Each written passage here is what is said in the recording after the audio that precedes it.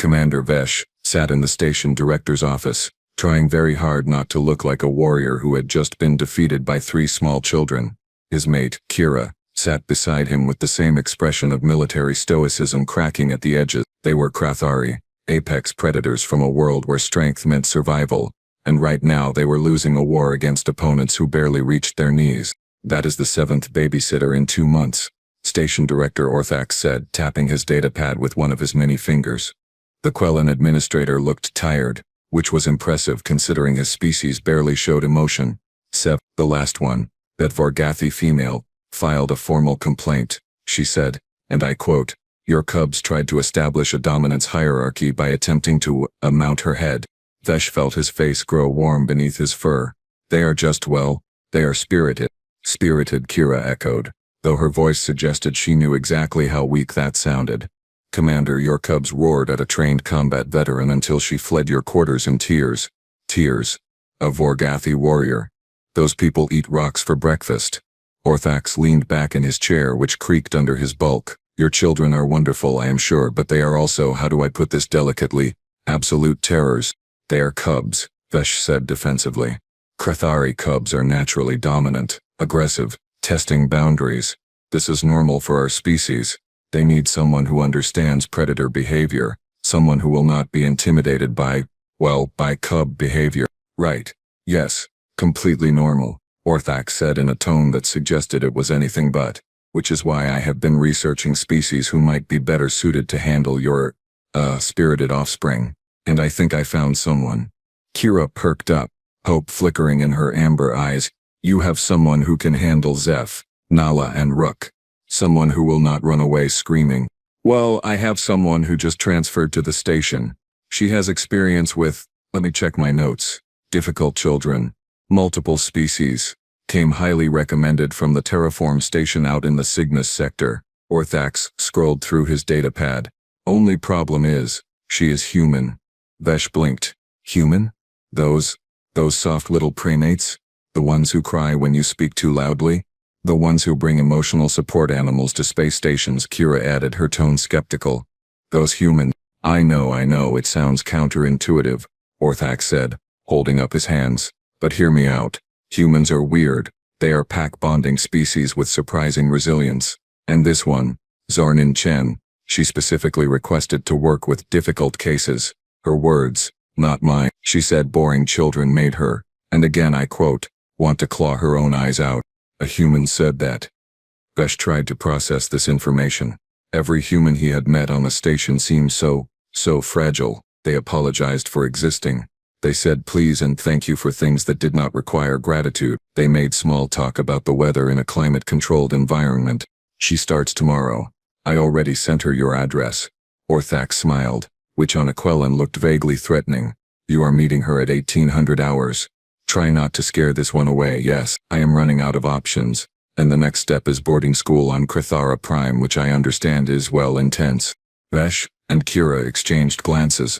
Boarding school, where cubs learned to hunt, live, prey, and fight for rank, where weakness meant sleeping in the cold dens. They had met at boarding school.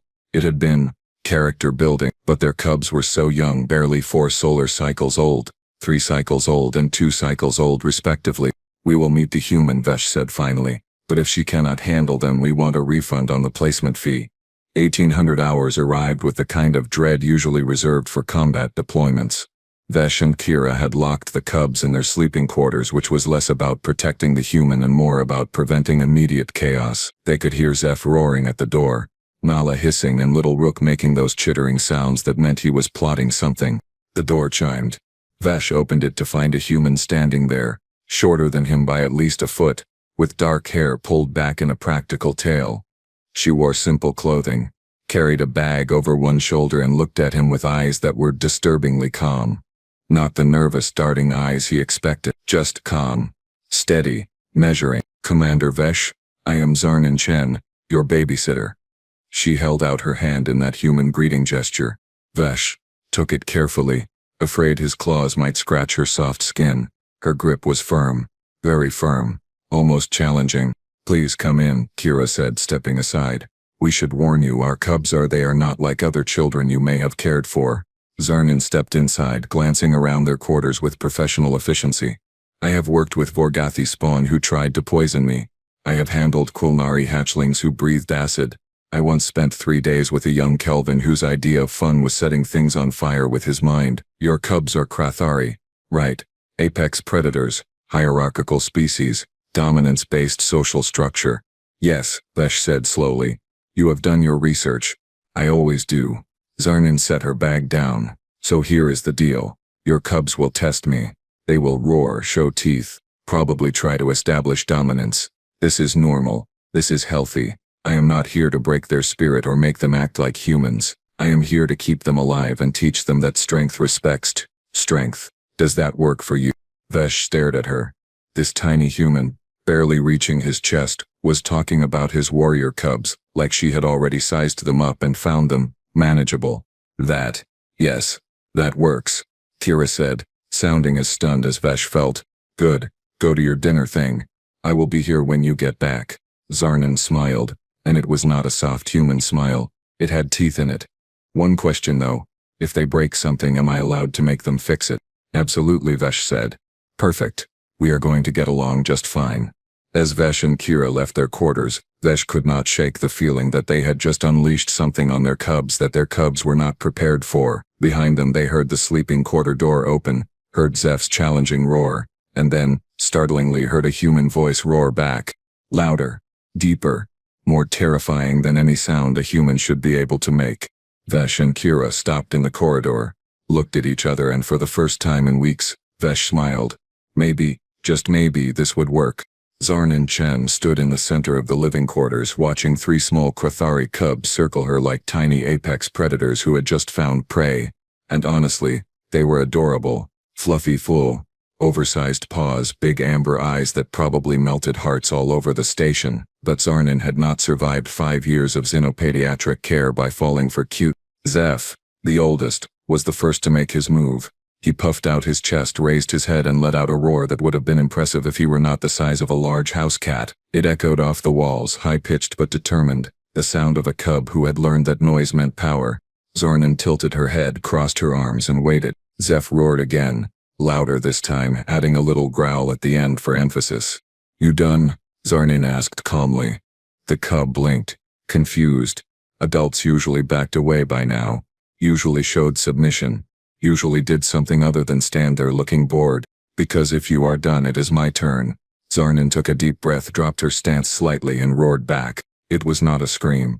It was not a yell. It was a full-throated, diaphragm-powered roar that came from somewhere deep in her chest, the kind of sound humans made when they forgot they were supposed to be civilized. It rattled the furniture. It made the lights flicker. It contained every ounce of frustration from dealing with entitled alien children who thought being predators meant they did not have to follow rules. All 3 cubs froze. Zeph's ears flattened against his skull. Nala, who had been creeping up from the side with her claws extended, stopped mid-step. Little Rook, the baby, made a small squeaking sound and sat down hard on his fluffy bottom. Zarnin smiled sweetly. Good. Now that we have established that I can be louder than you, let us talk about how this evening is going to go. My name is Zarnin. You can call me Zarnin, Miss Chin. Or hey you. I do not care. But you will not roar at me, bite me, scratch me, or treat me like prey. Because here is the thing, cubs. I am not prey. I am the predator who eats predators. Understand? Zeph tried to salvage his dignity by hissing, showing his tiny fangs. Oh, please, Zarnin said, walking over to her bag and pulling out a data pad. I have been hissed at by things that could actually hurt me. You are precious, do not get me wrong. Absolutely adorable with those little murder mittens, but you are not scary. Not yet, maybe in 10 years when you hit your growth spurt. But right now, you are kittens with attitude problems. We are not kittens, Zeph snarled, his translator picking up his indignant chittering. We are Krathari warriors. You are Krathari cubs who still sleep with stuffed animals, Zarnin corrected, gesturing at the plush toys visible through the open sleeping quarter door. I did my homework, Zeph. Your favorite is the blue one shaped like a Quellen. You named it Squishy, so let us drop the warrior routine and figure out how to have fun tonight without anyone filing a complaint, yeah? Nala had recovered from her shock and decided to try a different approach. She sat down gracefully, grooming her paw with exaggerated disinterest. The universal sign of a cat who was absolutely planning something. Father says humans are weak, soft, easy to break. Your father is half right, Zarnan said cheerfully. Humans are soft. We do not have fur, claws, natural armor, venom, or any of the fun stuff you predator species get. But you know what we do have. Spite, stubbornness, and the ability to hold grudges for decades. Plus I grew up with brothers, 3 of them, all bigger than me. You think you can out-stubborn a youngest sibling? Please. I was born into chaos, molded by it. Little Rook, still sitting on the floor, tilted his head. What is a sibling? Family members who share parents, like you 3. Zarnan crouched down to his level, softening her voice slightly. You are the baby, right? The little one who everyone thinks is too small to cause trouble, so you get away with everything? Rook's eyes widened. How did she know? Because I was the baby too, Zarnan said, reaching out slowly to scratch behind his ear. To her surprise, he leaned into it, purring slightly. And I learned that being underestimated is the best weapon. People do not see you coming.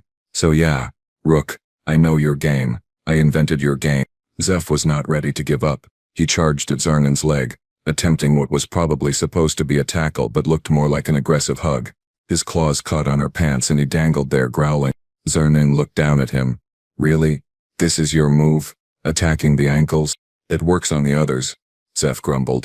The others were not raised by brothers who gave me dead legs every day for 5 years. Zarnan reached down, carefully detached Zeph from her pants and held him at eye level.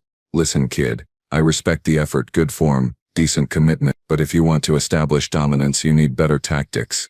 Angin biting his amateur hour. Then how do we establish dominance? Nala asked, her curiosity overriding her pride. Zarnan set Zeph down and sat cross-legged on the floor, bringing herself to their level. You do not. Not with me. Because I do not play dominance games. I play cooperation games. Here is the new rule. Cubs, you respect me.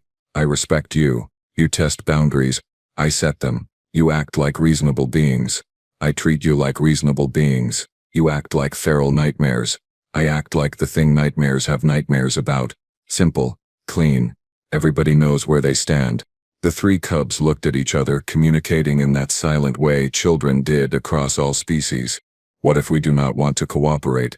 Zeph asked. Suspicious. Then you get boring, Zarnan. Zarnan said with a shrug. Boring, Zarnan makes you sit quietly and read educational materials about proper kib behavior. Boring, Zarnan does not play games, tell stories, or teach you the fun stuff. But if you work with me, I will teach you things your parents probably do not know. Human things. Sneaky things. Things that will make you the most impressive cubs on this station. That got their attention. What kind of things? Nala asked, leaning forward. Zarnan grinned. Well, for starters, I can teach you how to move silently. Humans are persistence hunters. We learn to track prey for days without being detected. I can show you psychological tricks that make adults do what you want without them realizing it. I can teach you strategy games that will make you smarter than every other cub in your age group. But, and this is important, you have to earn it. You have to show me you can handle responsibility. Rook bounced excitedly. I want to learn sneaky human things. Me too, Nala admitted. Zeph held out longer, pride warring with curiosity, but finally he sighed. Fine, but if you are boring, we are going back to plan A. Which was? Zarnan asked. Making you cry and run away. Good luck with that, kiddo. Zarnan stood up, brushing off her pants. Now, your parents said something about dinner.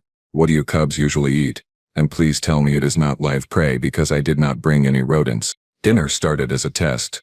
Naturally. Because cubs, regardless of species, were tiny scientists conducting experiments on the structural integrity of adult patients. Zarnan had prepared their meal. Some kind of protein mash that looked deeply unappealing but apparently passed for gourmet cuisine in Krothari culture. She set 3 bowls on the low table and stepped back, waiting. Zeph picked up his bowl, made eye contact with Zarnan, and very deliberately turned it upside down. The mash splattered across the table in a wet, defiant puddle. Oops, he said, his tone making it clear there was nothing accidental about it. Nala giggled. Rook watched with wide eyes, waiting to see what would happen. Zarnan nodded slowly. Okay, cool. So that is how we are playing this. She walked to the cleaning supply closet, pulled out a cloth and tossed it to Zeph. Clean it up. No, Zeph said simply. Yes, Zarnan said, matching his tone exactly. You cannot make me. You are absolutely right, I cannot make you. Zarnin sat down on the couch, pulling out her datapad. But here is the thing, Zeph. That mess is going to sit there. It is going to dry. It is going to smell. And when your parents get home, I am going to tell them exactly what happened. How you wasted food, disrespected their home, and refused to take responsibility. And then, and this is the fun part, they are going to handle it. I hear Cruthery parents have very creative punishments for cubs who dishonor the family. Zeph's ears twitched. You would not. Try me, kiddo. I have been fired from exactly 0 jobs because I am very good at documentation. I will write a report so detailed your parents will know what time you threw the food, the trajectory, and your facial expression when you did it, complete with video evidence because oh look, your parents have security cameras. Zornin gestured at the small lens in the corner of the room. The cub's confidence cracked slightly. He looked at the mess, then at Zornin, then at his sisters. Or, Zarnin said casually, you could clean it up, apologize, and we can try dinner again. This time without the performance art. Your choice. I have all night. 30 seconds of silence passed. A full 30 seconds where Zeph weighed his options, calculated the risks, and realized he had been outmaneuvered by someone who actually understood consequences. He picked up the cloth. Smart cub, Zarnin said, not gloating, just stating fact. Nala, Rook, you two hungry, or are we doing the food throwing Olympics tonight? I am hungry, Rook said quickly, pulling his bowl closer protectively. Nala studied Zarnin with new respect. I will eat. The second attempt at dinner went smoothly, mostly because the cubs were still processing the fact that Zarnin had not yelled, not backed down, and definitely had not played by the usual adult rules. She had just existed in the consequences, calm and unbothered, until they chose differently. After dinner, the cubs attempted phase 2 of their chaos protocol, climbing. Cruthery were natural climbers, and the station quarters had been modified with reinforced furniture that could handle cubs scaling walls like furry little mountaineers. Zeph led the charge, leaping onto a shelf unit and scrambling upward with impressive agility. Nala followed, her claws finding purchase in ways that would make a gecko jealous. Even little Rook managed to haul himself up to the 2nd level, chittering triumphantly. We are up here and you cannot reach us, Zeph announced from his perch near the ceiling. What are you going to do now, human? Zarnin looked up at them, then at the furniture, then back at the cubs. Huh, that is pretty high. You guys are good climbers. The best, Nala preened. Better than humans, obviously, Zeph added. Oh, absolutely, Zarnin agreed. Humans are terrible climbers compared to Cruthery. We do not have claws, our grip strength is mediocre, and our sense of balance is just okay. You got us beat, no question. The cubs looked pleased with themselves. Of course, Zarnin continued, stretching casually, we do have one advantage. What advantage? Rook asked. We cheat. Zarnin walked over to the shelf unit and started climbing. Not scrambling, not using claws, just finding handholds and footholds with deliberate efficiency. She pulled herself up level by level, her movements smooth and practiced, the muscle memory of someone who had spent way too much time rock climbing on Earth. The cubs watched in shock as this supposedly soft, clawless human climbed their fortress and pulled herself up to their level. Hi, Zarnin said, sitting cross-legged on the top shelf. Nice view up here. You can see the whole apartment. Very strategic, I approve. How did you do that? Nala demanded. Humans are endurance predators, remember? We do not have to be the fastest or the strongest. We just have to be stubborn enough to keep going until we get where we want to be. Also, I spent 3 years climbing mountains on Earth because I had terrible judgment and thought it was fun. Zarnin looked around at their shocked faces. So what is the plan now? We staying up here all night, or are we going to do something more interesting? Zeph's respect for the human was growing, which was annoying because he had really committed to the whole hating her thing. What kind of interesting? Well, I was thinking we could play a game. Something fun.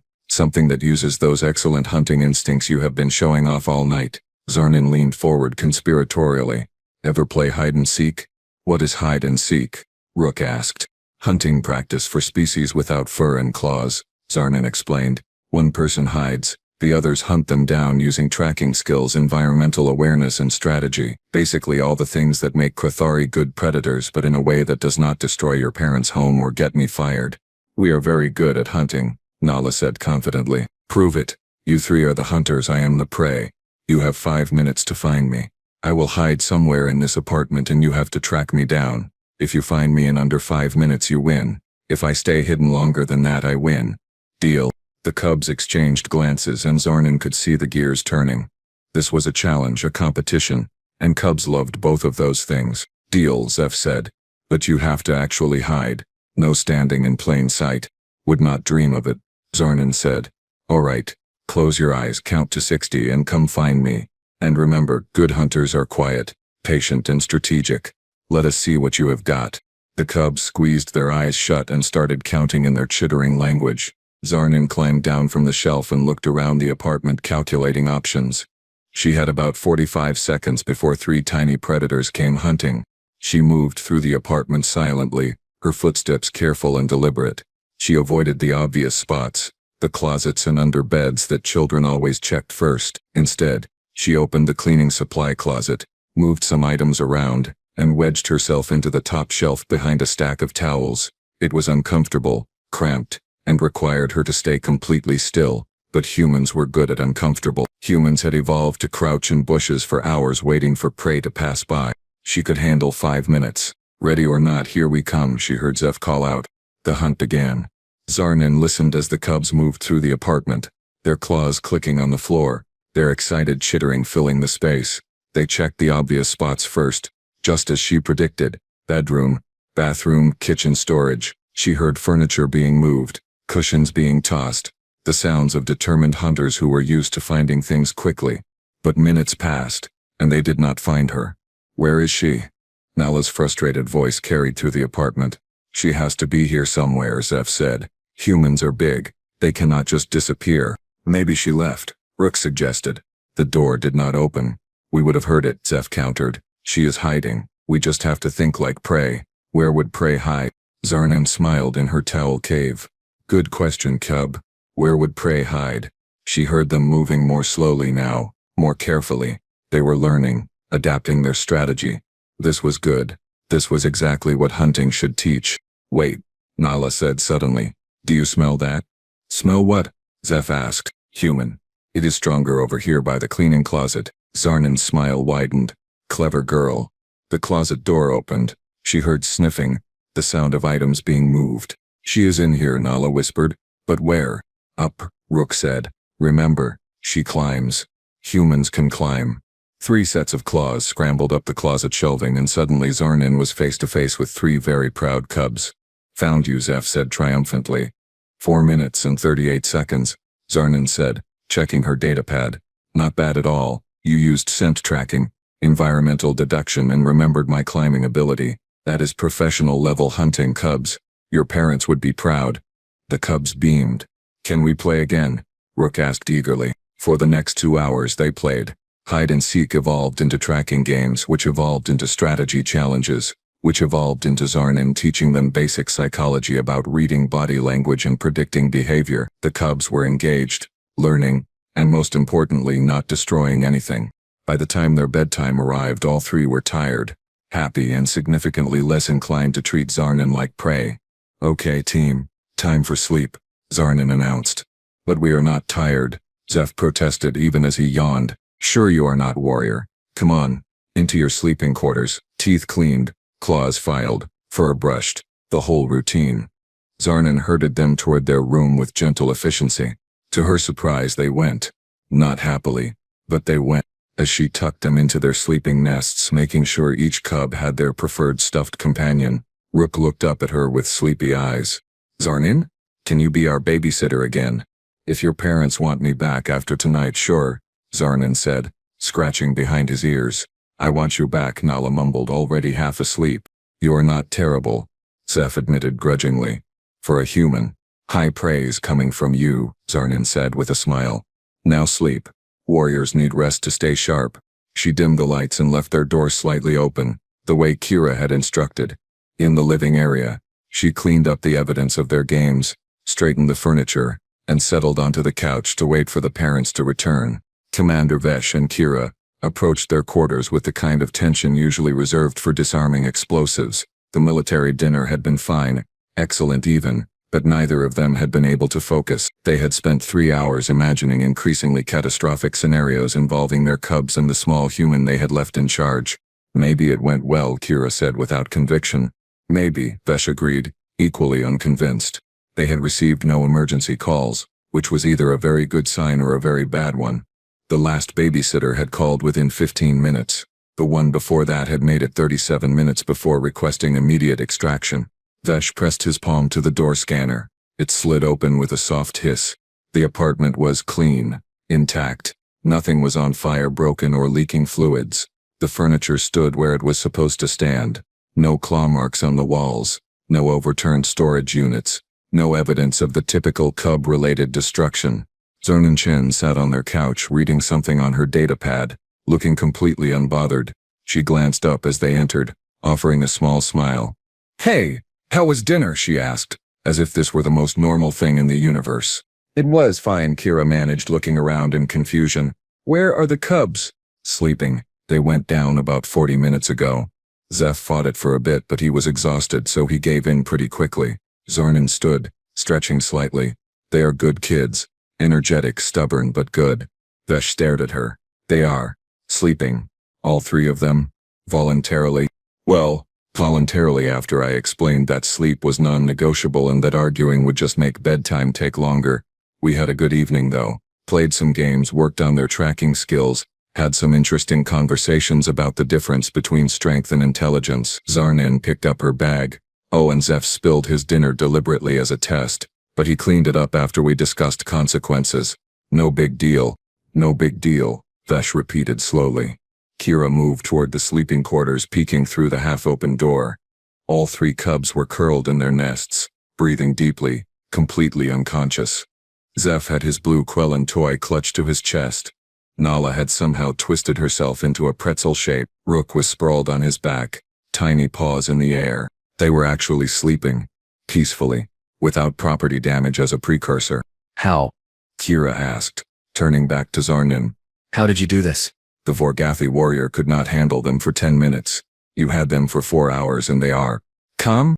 Zarnin shrugged. "I spoke their language." "You speak Krethari?" Vesh asked, confused. "No, I speak Predator." "Big difference." Zarnin shouldered her bag. "Your cubs were not being bad, Commander. They were testing boundaries like any apex predator offspring would. They roared. I roared back. They tried to establish dominance. I showed them I do not play that game. They tried to break rules. I let them face consequences. And then, once we got past all the posturing, we actually had fun. They are smart cubs. Really smart. You should be proud." Vesh felt something warm spreading through his chest. Pride, yes, but also relief so intense it almost hurt. You are saying they behaved? I am saying they acted like cubs, and I treated them like cubs. Not victims, not monsters, just young predators learning their place in the world. Zarnin walked toward the door, then paused. "Oh, one thing. Zeph is going to ask you about persistence hunting tomorrow. I might have told them some stories about human hunting strategies, and now he is fascinated by the concept of tracking prey for days. Sorry if I created a monster." No, that is fine," Kira said quickly. "Educational even." "Cool. Well, if you need me again, you have my contact info. The cubs already asked if I could come back, so I guess I passed whatever test they were running." Zarnin smiled, and again it had that edge to it, that hint of teeth. "Have a good night, Commander Officer Kira. Your cubs are great, seriously." She left, the door sliding shut behind her. Vesh and Kira stood in their intact apartment, surrounded by evidence that their children had not only survived but thrived under human supervision, and tried to process what had just happened. Did she just say she roared at our cubs?" Vesh asked quietly. "I think so. Yes. And they listened? Apparently." They stood in silence for another moment. "I need to see the security footage," Vesh said suddenly, moving to the wall console. "I need to see what actually happened here tonight." Kira joined him as he pulled up the internal camera feeds, scrolling back to when Zarnin had arrived. They watched in fascination as their cubs tried their usual intimidation tactics, watched Zeph puff up and roar his challenge, and then they watched Zarnin roar back. The sound was muffled through the speakers, but the effect was clear. The cubs froze. Their body language shifted instantly from aggressive to uncertain, and Zarnin, this tiny human who barely massed a third of what a full-grown Krethari weighed, stood there like she had just won a dominance contest without even trying. "By the ancestors," Kira whispered. "She actually did it." They watched the rest of the evening unfold, watched the dinner incident, the climbing competition, the hunting games, watched their cubs, their supposedly uncontrollable terrors, playing cooperatively with a human babysitter, learning, engaging, actually behaving like civilized beings. She understands them, Vesh said, almost to himself. She understands that they need structure, not softness, respect, not coddling. She treated them like young warriors, not damaged goods. We are hiring her permanently, Kira announced. I do not care what it costs. We are hiring her. Agreed, Vesh said immediately. A soft sound from the sleeping quarters drew their attention. Rook had woken up, probably sensing his parents' presence. The small cub padded out, rubbing his eyes, dragging his stuffed animal behind him. Papa? Mama? He mumbled sleepily. Yes, little one, we are home, Kira said softly, scooping him up. Did you have a good evening? Zarnin is the best, Rook declared, nuzzling into his mother's fur.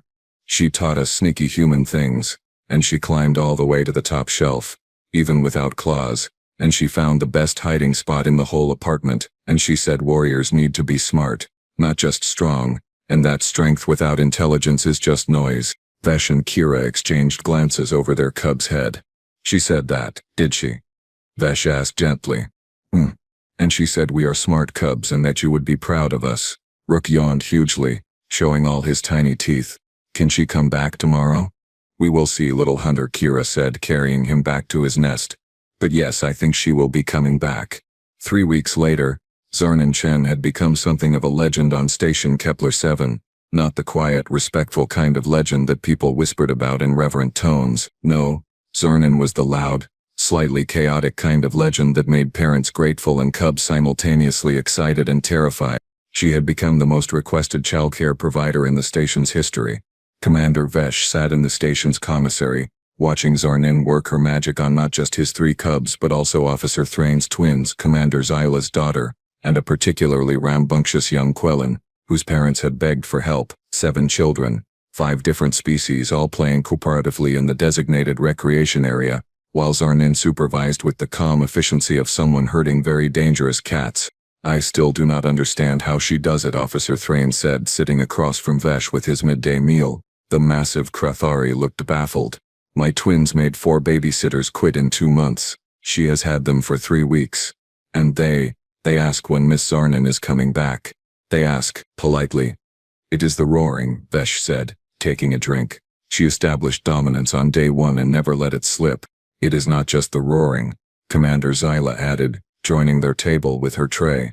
The sleek female Krathari had been skeptical about hiring a human until her daughter came home using words like strategy and patience.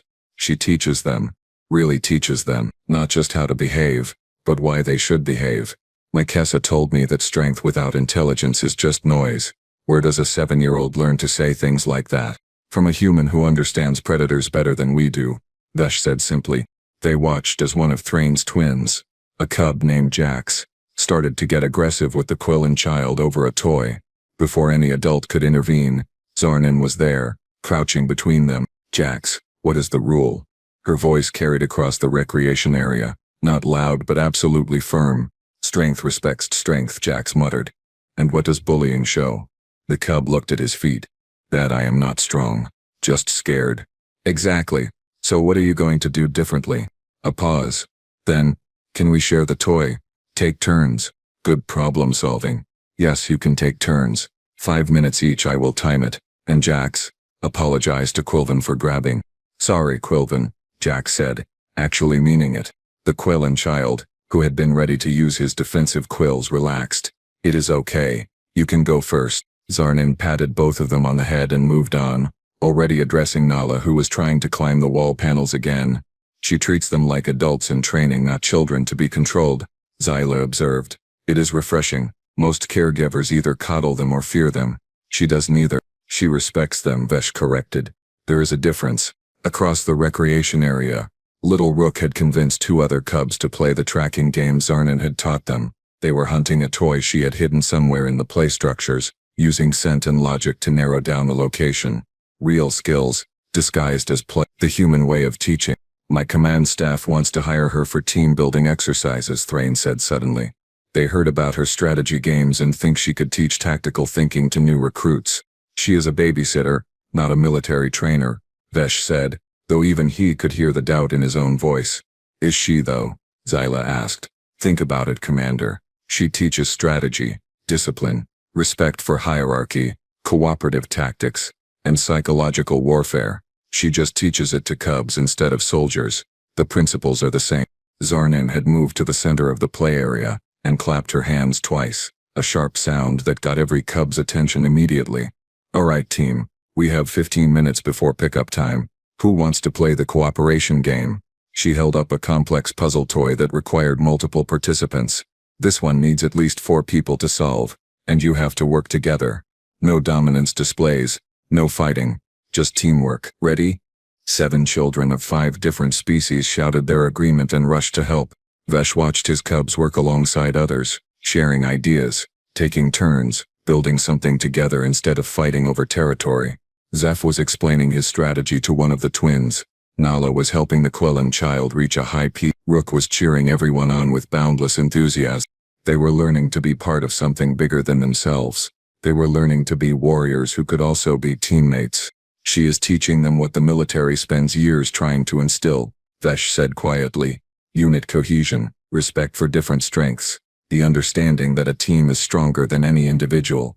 Later that evening, as Vesh reviewed tactical reports in his quarters, he found himself thinking about Zarnin's words, about meeting cubs at their level, about respecting strength while teaching boundaries, about the difference between control and discipline.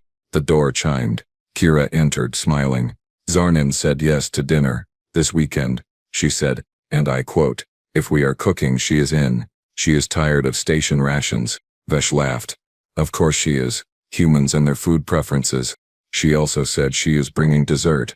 Something called brownies. Apparently it is an earth food that cubs universally love, and she wants to see if Crothari cubs are any different. From the sleeping quarters they heard the cubs settling down for the night, their voices carrying through the walls. Do you think Zarnin would teach us to roar like she does? Nala asked. Humans cannot really roar, Zeph said.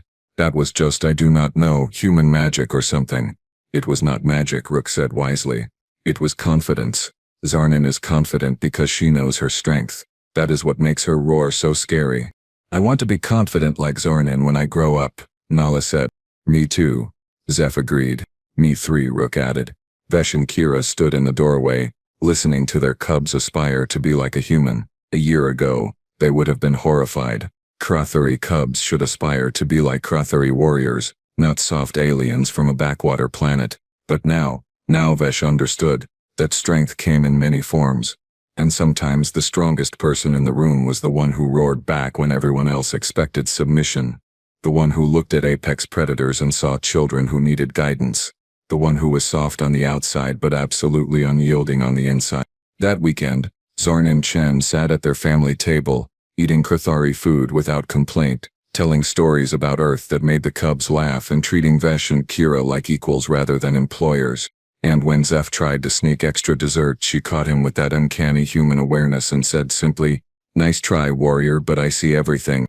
Zeph sat back down, properly chastised but grinning, because he had tested the boundary, and the boundary had held. Just like it should, just like it always would, with Zarnin around, the human who roared back, and in doing so, taught an entire station full of apex predators what real strength looked like.